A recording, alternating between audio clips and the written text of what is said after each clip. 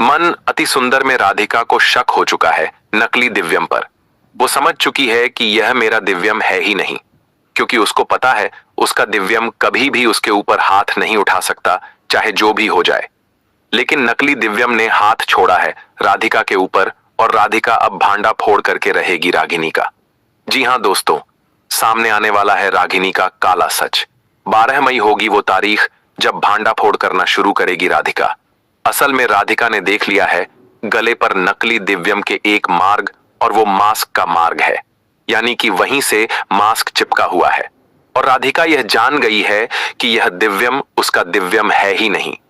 अब ऐसे में यहां पर राधिका उठाने वाली है सबसे बड़ा कदम। नकली दिव्यम और रागिनी मिलकर राधिका को निकालना चाहते थे, लेकिन राधिका ने जाने को मना कर दिया है, क्योंकि उसको पर्दाफाश करना है रागिनी और नकली दिव्यम का। ऐसे में यहां पर राधिका अब नकली दिव्यम का मास्क उतार कर दिखाएगी सभी घर वालों के सामने। जी हां, खोलने वाली है वो ये पोल कि असल में ये दिव्यम नहीं, ये तो कोई बहरूपियां है, और इसको रागिनी लेकर आई है, और उसके लिए पूरे सबूत इकट्ठे करने वाली है राधिका। जी हां, एक एक करके सारे सबूतों को लेकर आएगी राधिका और पोल खोलेगी पूरी तरीके से। यहां पर रागिनी की और घर से बाहर धक्के मारकर निकलवाएगी रागिनी को। दोस्तों, कहानी में बहुत बड़ा ट्विस्ट आने वाला है, लेकिन इसी के साथ साथ यह पता करना भी बहुत जरूरी है कि आखिर कहां है असली दिव्यम। क्या नकली दिव्यम देगा रागिनी को धमकी और करेगा रागिनी के साथ जबरदस्ती? जो नकली दिव्यम बनकर उस घर में होगा, उसके मन में लालच आ जाएगी, और अब वह घर छोड़कर जाना नहीं चाहेगा, और उसकी रागिनी पर भी बुरी नजर होगी। और नकली दिव्यम रागिनी के साथ बदतमीजी करने लगेगा, और सबके सामने दिव्यम होने का फायदा उठाकर रागिनी से चिपकेगा और रागिनी को छुएगा।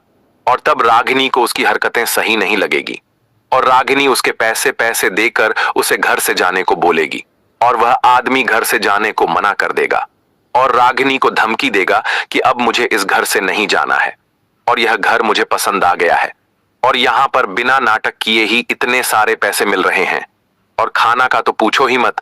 और क्या कमरा है यहां पर, हर कमरे में ऐसी लगा हुआ है, और एकदम राजा महाराजा की जिंदगी जी रहे हैं हम। और हम भला ये जिंदगी छोड़कर उस गरीब वाले घर में क्यों जाए हैं?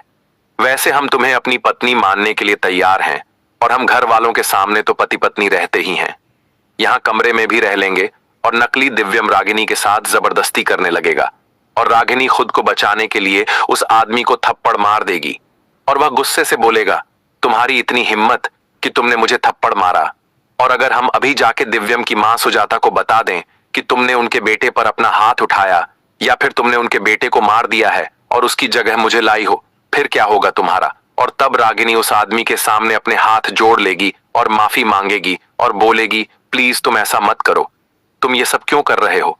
और नकली दिव्यम बोलेगा, हमें ये राजपाट और तुम पसंद आ गई हो, और हम अब इस घर से कहीं नहीं जाएंगे।